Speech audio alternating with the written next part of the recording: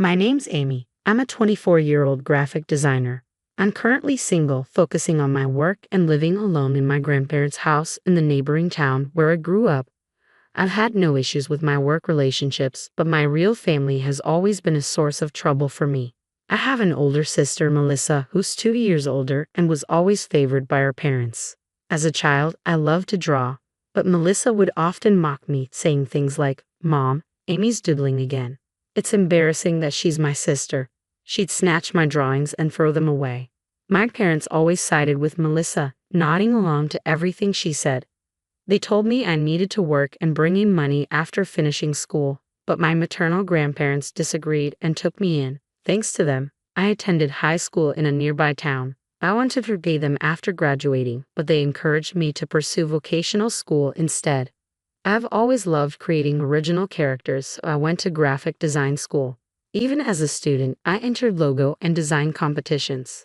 Some companies liked my designs, but one offered to use my original character as their mascot, which kick-started my career as a freelance designer working from my grandparents' home. My grandparents have been traveling across national parks in America for about a year, so I'm currently managing their house alone. However, Melissa keeps criticizing me, asking when I'll start contributing to the household and belittling my work as a freelancer. She's dismissive despite my efforts to explain. I don't want them to think that my sister is like you. It's embarrassing, so don't come. I'll make sure you can't. Even if you do, I'll lend you my man. So why don't you go and experience what a date is like?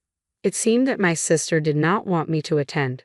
Furthermore, I was a little puzzled by my sister's last words. After thinking a bit, I told her, "Understood. I won't have anything more to do with all of you. I don't think of you as family. I'll cut off my ties, but remember, I won't be responsible for whatever happens," and hung up.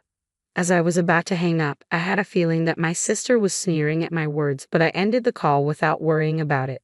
The next day, since there was no more wedding I had to attend, I was enjoying my long-awaited day off. As I was barbecuing in my backyard, the intercom at my house suddenly rang. There stood my sister and parents. "Hello, wasn't today supposed to be Melissa's wedding?" I was waiting for my fiancé at the wedding venue, but no one showed up. Even when I asked the staff, they said that it had been canceled and there was no wedding scheduled, she yelled. To my sister's outcry, I calmly responded, "What does that have to do with me? Besides, I told you that I don't care what happens. I cut ties with you all yesterday. Please leave me alone." Everything started when my sister called me yesterday and told me not to attend the wedding. After hanging up the phone with my sister, our parents paid for Melissa's college and helped her get a job through connections. During college, she received a generous allowance and occasionally worked at nightclubs for extra money. In contrast, I've been working part-time since school days, gradually supporting my grandparents financially, although they insist they don't need it. Melissa looks down on me and doesn't understand my situation. Despite not being close to my family, they often criticize me without considering my circumstances. When I tried to stand up for myself, they made more hurtful remarks, so I usually keep quiet. Recently, Melissa invited me to her wedding, handed me the invitation, and bragged about her fiancé, the heir to a major company. She made condescending remarks about my life and even offered to find me a boyfriend, which I politely declined. Although my grandparents won't attend due to a cruise trip, I decided to go to the wedding after reconsidering. I confirmed my schedule and prepared to attend. But then Melissa called unexpectedly, telling me not to come to the wedding because, as she put it, it wouldn't matter if I was absent. My parents laughed along with Melissa, suggesting I fake being sick to skip the wedding. I was hurt and unsure how to respond. This version maintains the essence of the original while improving punctuation and simplifying the language for clarity. I contacted someone. It was the father of my sister's fiancé. The reason I was able to get in touch with him was that he was the president of the company I work for. "Steve, I'm sorry to bother you when you're busy. I won't be able to attend the wedding of your son tomorrow." I had called Steve immediately after hanging up the phone with my sister. In fact, when I received an invitation from my sister announcing her marriage, I only thought that the name of her fiancé, Robert, seemed familiar. It was only later when I received the same invitation from Steve. So I was taken aback to learn that the man who was marrying my sister was Robert. But when I told Steve that the bride was my sister, he joyfully said, "When Robert talks about Melissa, he always looks so happy." When I met Melissa, she was a wonderful lady. "She's definitely your sister, Amy." We look forward to working with you both personally and professionally. Given this, I'd assume my sister had cleaned up her past relationships with men.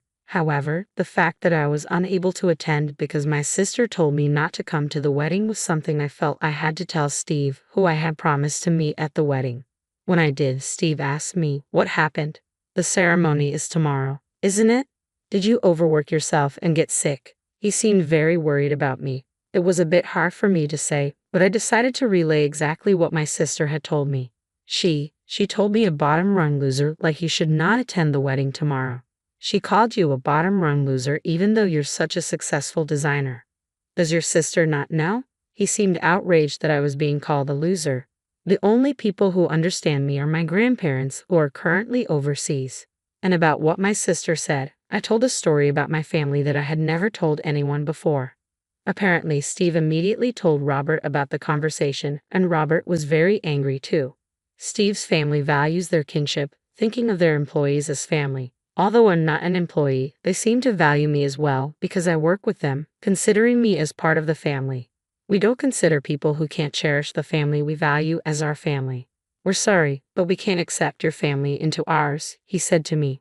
Robert, who was nearby, said, "I'm sorry, Amy, but I'm thinking about calling off the wedding with Melissa." To his words, I said, "Robert, I have cut ties with my family, so you can do whatever you want.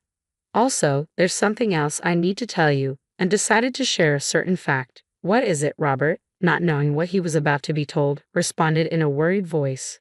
Feeling apologetic, I told him what my sister had said to me after she told me to skip the wedding. My sister said she was going to lend her boyfriend to me. So I hesitate to say this, but I think my sister has had bad habits with men since the old days. I suspect that she might have another man aside from you, Robert. What? She told me she was single when we started dating, and she came on to me. He seemed a bit shocked. Steve then came on the speaker. "Amy, you said you're free tomorrow, right?" "Yes, I plan to be at home all day." "I see. Our family will not attend the wedding. We have a proposal for you." Thinking it sounded fun, I agreed. The plan was to have a barbecue at my house on the day of the wedding. So when my sister and my parents came to my house, we were in the middle of the barbecue, including Steve and Robert. As I was dealing with them at the front door, Robert, noticing the three of them had arrived, peeked at the door. "Why is Robert here? Today is supposed to be the wedding." We went to the venue and were told the wedding was canceled. None of the attendees from your side showed up, and we couldn't contact anyone, so we were worried. "Why are you here? Don't tell me you two have been disgusting." My sister, upon seeing Robert, came at us all at once. There Robert sighed heavily and told my sister quietly, "You're someone who can't cherish family. We heard about your attitude and words towards Amy. You told me your sister was busy with work and couldn't see you often, but that's not the case at all." "Well, I'm ashamed that this unemployed loser is my sister. It's better for her public image to say that she's busy with work, isn't it?" "That's why I've been saying she's busy with work. What's wrong with that? I've been speaking well of her in public. I would appreciate some gratitude for that." My sister insisted it was for my sake. Seeing my sister like this, Robert defended me, emphasizing how much I contributed to his company. "You know, it's proof of not valuing family when you, her own sister, have no idea what kind of work Amy does. You've been calling her unemployed, but her income should be at least double yours. And your parents treated Amy the same way, right? I can't be with someone who can't value their own family. We should consider our engagement off." "What? Off? Does that mean I can't get married?" Even though Melissa seemed furious, she turned towards me with a mocking grin. "Wait, Amy's job is that amazing? I wouldn't have known unless someone told me. From now on, I promise to listen to you, Amy. Let's get along better." After Robert pointed it out, Melissa's attitude towards me changed dramatically. Whether it was due to an interest in my salary or not, my family was trying to suck up to me, but I rejected them clearly. No way. After all the humiliation and looking down upon me, it's too convenient to now say let's get along. Stop joking. No matter how much you try to flatter me, I won't help you financially. I told you yesterday I've cut ties with you as a family. Don't get involved with me anymore. If you continue to stay here, I'll call the police. If you don't want that, leave right now." The moment I mentioned police, the three of them changed color and quickly dispersed. After that, Robert and I returned to the backyard and continued enjoying our barbecue. A month later, I received a call from an unknown number. Assuming it was work-related, I decided to answer. Hey, I got a bill from Robert. What did you say? You knew about my affair? Before I could say hello, Melissa's shrill voice echoed in my ear. What are you talking about all of a sudden? I've repeatedly told you not to involve me, but you still do. I don't care about your affair anymore, so please never contact me again. With that, I hung up. Later, I heard from Robert that the investigation of Melissa's affair during their engagement had finished and it seemed possible to claim compensation and cancellation fees from the venue. As Melissa had quit her job with the plan of getting married, I heard she was juggling several part-time jobs to somehow pay the compensation. She seemed to have run crying to her parents, but their income had never been great, so I don't think that they could be of much help. As someone who was spoiled until now, I hope Melissa takes responsibility for what she's done. Currently, I'm still working with Steve's company. We've been discussing the opportunity for me to create various products as an exclusive designer. I look forward to continuing to work happily with these kind of people in the future.